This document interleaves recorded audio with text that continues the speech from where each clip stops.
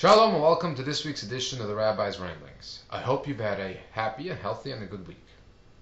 If one would come over to you and ask you, do you believe in democracy? I think that most of us would respond, yes, of course. Well, today I'm going to go out on a limb and say that perhaps one of the tenets of democracy is not always true. Now, which one of the tenets of democracy am I speaking of, you may ask? Well, it is the one that majority rules.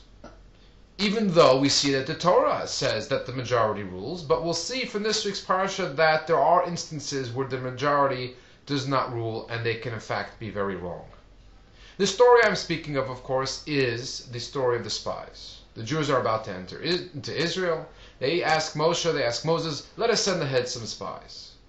12 spies are sent, one from each tribe. And when they come back, we see that 10 spies say that the land is uninhabitable, we should not ascend.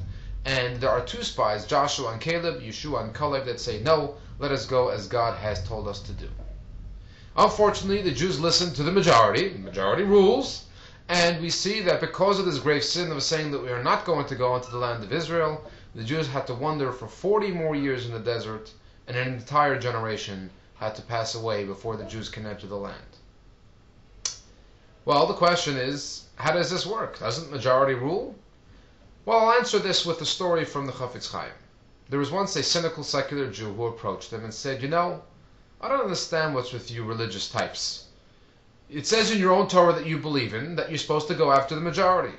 Well, if you look at the Jewish people, the majority of the Jews are secular. So how is it that you do not follow the majority when the Torah alone says you should do so? So the Chafetz Chaim responds with a story and says, I was once traveling on a wagon. Wagon driver was a good host, and he started handing out some vodka to drink to make sure everyone is comfortable. Now, you don't give someone a l'chaim without drinking one with them, so he had a drink with every single one of his passengers, and before long, he had far too many drinks to be continuing as the wagon driver. Well, it came to a fork in the road. Now, most of the people, passengers, and the wagon driver himself, don't have the clearest of minds, let's put it, to say the least.